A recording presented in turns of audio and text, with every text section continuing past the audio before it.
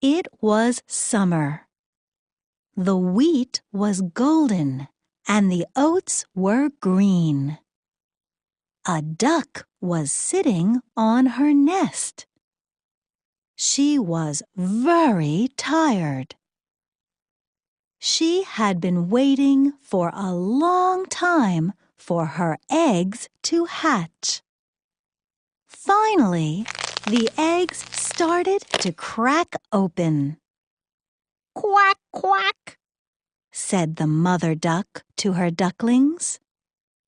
"Quack, quack," answered the ducklings, and amazed they added, "What a big world!" When the mother duck got up, she discovered that one of the eggs hadn't hatched yet. It looked different from the rest. "Maybe it's a turkey egg," said an old arrogant goose. "If it is, it won't swim. I wouldn't keep it if I were you." But the mother duck thought, "I've been waiting for such a long time that I don't mind waiting a little longer." Finally, the last egg cracked open. The duckling popped his head out and said, "Quack, quack." "Oh dear," cried the mother duck. "What an ugly duckling!" But when she took her ducklings to the lake, she noticed that the ugly duckling was the most graceful swimmer of all. When they returned from the lake, the mother duck proudly took her ducklings around the farm to show them off. But all the animals frowned when they saw the last duckling.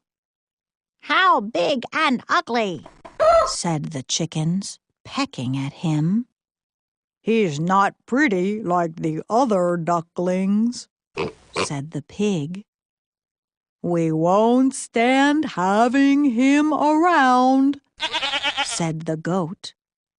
The ugly duckling was so sad, he decided to run away. Before long, the duckling reached a large pond where some geese were resting on their long journey south. "Come with us," they said, laughing. "You look so ugly that our friends will laugh when they see you." Suddenly, a shot rang out. Bang, bang! And one of the geese fell dead into the water. The air was filled with the noise of barking dogs. The ugly duckling hid in the reeds and covered his head with his wings. Suddenly, a huge dog appeared with its tongue hanging out. The dog looked at the duckling with curiosity, then left without even touching him. The duckling was both relieved and sad. "I'm so ugly, not even the dog dares to bite me," he thought. That night, a strong wind began to blow. Looking for shelter, the ugly duckling saw a farmhouse. The lady of the farm let him stay, thinking he was a duck that would lay eggs. Her hen and cat told the duckling that they lived very well at the farm. "Lay some eggs," said the cat, "and you can live well too." But the duckling missed swimming and diving into the water. He tried to explain why he was returning to the pond, but the others didn't understand. Each day it was a little cooler, and each day there were fewer leaves on the trees. One evening, a flock of beautiful birds passed by. The birds had long necks and an unusual call. The ugly duckling watched them stretch their beautiful wings as they flew toward warmer lands. The ugly duckling longed to go with them.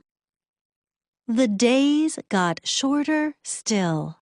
Soon, the ugly duckling's world was an icy white. It was so cold that the ugly duckling had to swim in circles in the pond, paddling constantly so the water wouldn't freeze around him. Each day, the hole he swam in got smaller and smaller. Finally, the duckling was so tired and had so little room in the ice that he could barely move. Poor ugly duckling! Luckily, a passing farmer broke the ice and carried the duckling home. The duckling soon felt better, and the farmer's children wanted to play with him. But their attention scared the duckling, and while trying to get away, he stepped into a milk pan. Then he fell into a tub of butter, and after that, into a sack of flour. "What a ruckus!" shouted the farmer's wife. She joined the children in trying to catch him, and in the confusion, the duckling escaped and returned to the ice and the cold. After a very long winter, spring finally came. The flowers were in bloom, and the air was filled with hope. The duckling flapped his wings and felt them much stronger. At the pond, 3 magnificent birds swam toward him and greeted him. The duckling decided to swim toward them as well. He was afraid that they might harm him, but he also hoped that finally he might have some friends. As the duckling entered the pond, he was very surprised by his reflection. He was no longer an ugly duckling, gray and odd-looking. He was a beautiful swan.